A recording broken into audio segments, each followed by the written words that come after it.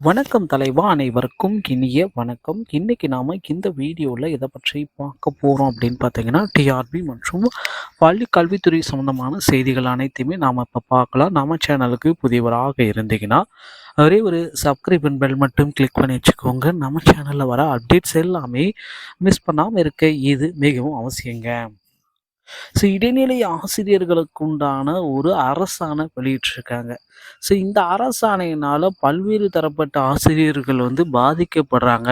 இந்த அரசாணையை மாற்றி அமையிருங்க, உடனடியாக அந்த அரசாணையே வேண்டாம் அப்படின்ற அளவுக்கு இடைநிலை ஆசிரியர்கள் கொதிச்சு போயிருக்காங்க. இது ஒரு சிலருக்கு சாதகமாக அமையுது. ஆனால் மற்ற ஆசிரியர்களுக்கு பார்த்திங்கன்னா வேதனையாக அமையுது.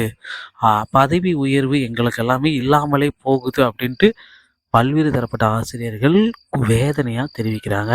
ஸோ இதற்கு பார்த்திங்கன்னா ஒரு முக்கியமான ஒரு அறிவிப்பை ஆசிரியர் சங்கங்கள் எல்லாமே கூடி அமைச்சர்கிட்ட ஒரு வேண்டுகோள் வைக்கலாம் அப்படின்ற அளவுக்கு யோசனைகள் வச்சுருக்காங்க. ஸோ அனைத்து ஆசிரியர்கள் சங்கங்களுமே 17 வகையான ஆசிரியர்கள் சங்கங்களும் கூடி அமைச்சர் மற்றும் சிஎம் செல்லுக்கு பார்த்திங்கன்னா ஒரு முக்கியமான மெயில்கள் அனுப்பலாம் அப்படின்ட்டு கோரிக்கை வச்சுருக்காங்க. இதற்கு உண்டானது பார்த்திங்கன்னா ஒரு பொங்கலுக்கு பிறகு இந்த அறிவிப்பை வெளியிட போகிறாங்க. ஸோ இந்த அரசாணைகளை மாற்றியமைப்பதற்கும் இந்த 149 அரசாணையை நீக்குவதற்குண்டான புதிய அப்டேட்டும் அமைச்சர் அன்பில் மகேஷ் பொய்யாமொழி அவர்கள் வெளியிட போகிறாரு.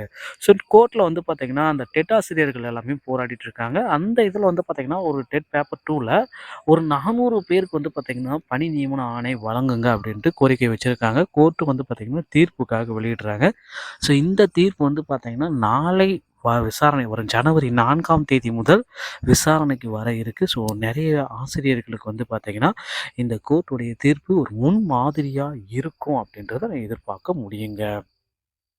ஸோ உதவித்தொகைக்கு பிரத்யேகமான இணையதளத்தை கொடுத்துருக்காங்க. தமிழகம் முழுவதும் உள்ள மாணவர்களின் உதவித்தொகை விண்ணப்பங்களை விரைவாகவும் திறம்படவும் பரிசீலிக்க உதவும் இந்த இணையதளம் வெளிப்படைத்தன்மையுடன் எளிதாகவும் நேரடியாகவும் மாணவர்களின் கணக்கின் நிதியை வழங்குவதை கொண்டுள்ளது.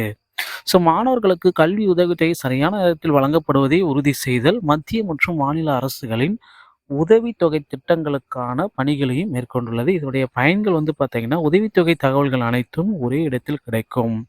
அனைத்து உதவித்தொகைக்கும் ஒரே ஒருங்கிணைந்த விண்ணப்பமாக மாறிடும். மாணவர்களுக்கு பார்த்திங்கன்னா ஒரே அக்கௌண்ட்லேயே எல்லாமே வந்துடும் அப்படின்றத சொல்லியிருக்காங்க. ஸோ இந்த மாணவர்கள் பார்த்திங்கன்னா உதவித்தொகைக்கு மறக்காமல் விண்ணப்பிச்சிருக்கீங்க. தற்பொழுது பிரதமரின் உதவித்தொகை, மீம்ஸ் கம் மெரிட் உள்ளிட்ட சில முக்கிய திட்டங்கள் எல்லாமே இதில் அடங்கும். அதனால் மாணவ மாணவிகளே, ஸோ இந்த டைமு உதவித்தொகை யாரும் வாங்காமல் போயிடாதீங்க. பிரத்யேகமான இணையதளங்கள் எல்லாமே இருக்குது. அப்படியே உங்களுக்கு சந்தேகமாக இருந்துச்சுன்னா உங்கள் பள்ளி தலைமை ஆசிரியரை அணுகி தயவுசெய்து உதவித்தொகைக்கு என்னென்ன ஃபார்ம் எல்லாமே இருக்கோ அது எல்லாத்தையும் ஃபில் பண்ணி வாங்கி வைத்து கொள்ளுங்கள். ஸோ இந்த வீடியோ பார்த்திங்கன்னா நிறையா மாணவ பெரும மக்களுக்கு ரொம்ப பயனுள்ளதாக இருக்கும் பட்சத்தில் அவங்களுக்கு ஷேர் பண்ணிவிடுங்க. பிஜிடிஆர்பி, டெட், யூஜிடிஆர்பிக்கு உண்டான மெட்டீரியல்கள் அனைத்துமே நம்ம சேனலில் இலவசமாக வழங்கப்படுகிறது. நீங்கள் செய்ய வேண்டியது எல்லாமே சப்ஸ்கிரைப் பண்ண பெல்ல கிளிக் பண்ணி வச்சுக்கோங்க. அடுத்த வீடியோவில் இன்னொரு செய்தியோட உங்களை சந்திக்கிறேன். நன்றி, வணக்கம், தேங்க்யூ.